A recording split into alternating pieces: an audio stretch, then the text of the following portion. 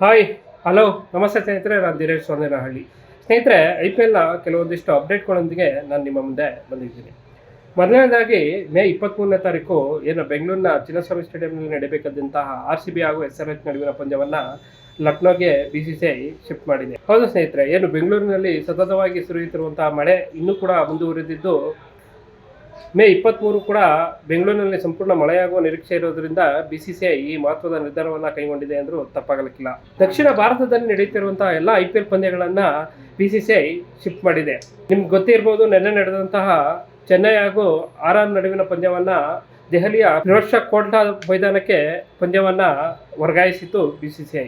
ಏನು ದಕ್ಷಿಣ ಒಳನಾಡಿನಲ್ಲಿ ಆಗ್ತಿರುವಂತಹ ಮಳೆ, ಹೈದರಾಬಾದ್ ಇರ್ಬೋದು, ಚೆನ್ನೈ ಇರ್ಬೋದು ಅಥವಾ ಬೆಂಗಳೂರು ಇರ್ಬೋದು, ಈ ಪ್ರದೇಶಗಳಲ್ಲಿ ಅತಿ ಹೆಚ್ಚು ಮಳೆಯಾಗುತ್ತಿರುವುದರಿಂದ BCCI ಈ ಮಹತ್ವದ ನಿರ್ಧಾರವನ್ನು ಕೈಗೊಂಡಿದೆ.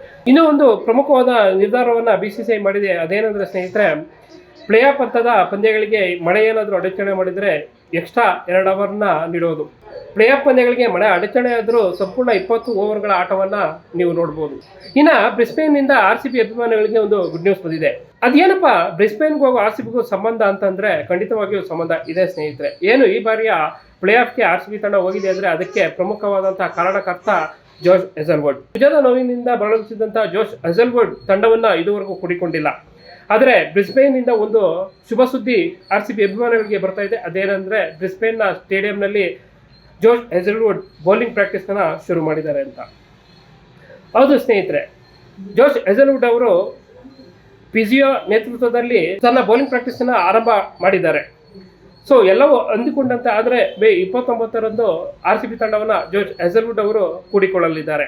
IPLನಿಂದ ಸೌತ್ ಆಫ್ರಿಕಾ ತಂಡದ ಎಲ್ಲ ಆಟಗಾರರು ಇದೇ ಮೇ 26ರಿಂದ ನಿರ್ಗಮಿಸ್ತಾ ಇರೋದು ನಿಮ್ಮೆಲ್ಲರಿಗೂ ಗೊತ್ತೇ ಇದೆ. ಅದರಂತೆ ನಮ್ಮ RCB ತಂಡದ ಫಾಸ್ಟ್ ಬೌಲರ್ ನುಂಗಿ ಅಂಗಡಿ ಕೂಡ ನ್ಯಾಷನಲ್ ಡ್ಯೂಟಿಗಾಗಿ ಮರಳುತ್ತಿದ್ದಾರೆ. ಇವರ ಬದಲಿ ಆಟಗಾರರಾಗಿ ಜಿಂಬಾಬ್ವೆ ತಂಡದ ಬ್ಲೆಸ್ಸಿಂಗ್ ಮುರ್ಬಾನಿ ಅವರನ್ನ RCB ತಂಡ ಆಯ್ಕೆ ಮಾಡಿದೆ. ನ್ಯೂಜಿಲೆಂಡ್, ಶ್ರೀಲಂಕಾ, ಆಸ್ಟ್ರೇಲಿಯಾ ಆಟಗಾರರಿದ್ದರೂ ರಾಯಲ್ ಚಾಲೆಂಜರ್ಸ್ ಬೆಂಗಳೂರು ಜಿಂಬಾಬ್ವೆಯ ಯುವ ಈ ವೇಗಿಗೆ ಮಣೆ ಹಾಕಿದ್ದು ಯಾಕೆ ಎಂಬ ಪ್ರಶ್ನೆ ಮೂಡುವುದು ಸಹಜ. ಇದಕ್ಕೆ ಕಾರಣ ಬ್ಲೆಸ್ಸಿಂಗ್ ಮುಜರ್ಬಾನಿಯವರ ಪ್ರಸ್ತುತ ಫಾರ್ಮ್. ಜಿಂಬಾಬ್ವೆ ಪರ ಮುಜರ್ಬಾನಿ 67 T20 ಪಂದ್ಯಗಳನ್ನು ಆಡಿದ್ದಾರೆ. ಈ ವೇಳೆ ಬರೋಬ್ಬರಿ 78 ವಿಕೆಟ್ನ ಅವರು ಕಬಳಿಸಿದ್ದಾರೆ. ಇವರ ಸರಾಸರಿ ಪ್ರತಿ ಓವರ್ಗೆ 7.3. ಇದು T20 ಕ್ರಿಕೆಟ್ನಲ್ಲಿ ಅತ್ಯುತ್ತಮ ಎಕಾನಮಿ ಅಂದರೂ ತಪ್ಪಾಗಲಿಕ್ಕಿಲ್ಲ ಸ್ನೇಹಿತರೆ. ಇನ್ನು ಬ್ಲೆಸ್ಸಿಂಗ್ ಮುಜರ್ಬಾನಿ ಅವರ ಆಯ್ಕೆಗೆ ಅವರ ಎತ್ತರ ಕೂಡ ಪ್ಲಸ್ ಪಾಯಿಂಟ್ ಆಗಿದೆ. ಯಾಕೆಂದರೆ ಈ ಬಾರಿ IPLನಲ್ಲಿ RCB ಪರ ಅತ್ಯುತ್ತಮ ಬೌಲಿಂಗ್ ಪ್ರದರ್ಶಿಸಿದ್ದು ಜೋಶ್ ಹೆಜಲ್ವುಡ್. ಜೋಶ್ ಹೆಜಲ್ವುಡ್ ಒಟ್ಟು 18 ವಿಕೆಟ್ ಗಳಿಸಿ ಅತಿ ಹೆಚ್ಚು ವಿಕೆಟ್ ಗಳಿಸಿದ ಆಟಗಾರರಲ್ಲಿ 2ನೇ ಸ್ಥಾನದಲ್ಲಿದ್ದಾರೆ. ಹೆಜಲ್ವುಡ್ ಅವರ ಯಶಸ್ಸಿಗೆ ಬೌನ್ಸರ್ ಕೂಡ ಒಂದು ಕಾರಣ. ಈಗಿರುವಾಗ ಮುಜರ್ಬಾನಿ ಕೂಡ 6.8 ಅಡಿ ಎತ್ತರದ ಆಟಗಾರನೇ ಆಗಿದ್ದಾರೆ.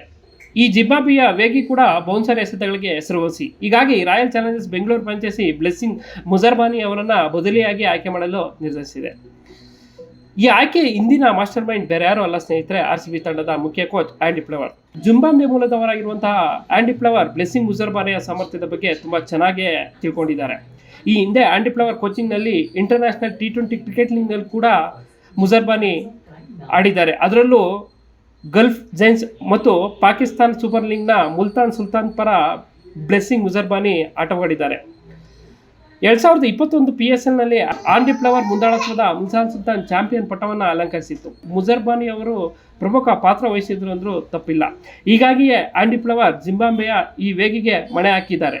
RCB ತಂಡಕ್ಕೆ ಆಯ್ಕೆಯಾದಂತಹ ಮೊದಲ ಜಿಂಬಾಬ್ವೆ ಪ್ಲೇಯರ್ ಕೂಡ ಆಗಿದ್ದಾರೆ. ಕ್ರಿಕೆಟ್ ಕುರಿತಾದ ಮತ್ತಷ್ಟು ಮಾಹಿತಿ ವಿಶ್ಲೇಷಣೆಗಾಗಿ ತಪ್ಪದೇ ಸಬ್ಸ್ಕ್ರೈಬ್ ಮಾಡಿ ದಿನೇಶ್ ಸೋಂದೇನಹಳ್ಳಿ ಯೂಟ್ಯೂಬ್ ಚಾನಲ್.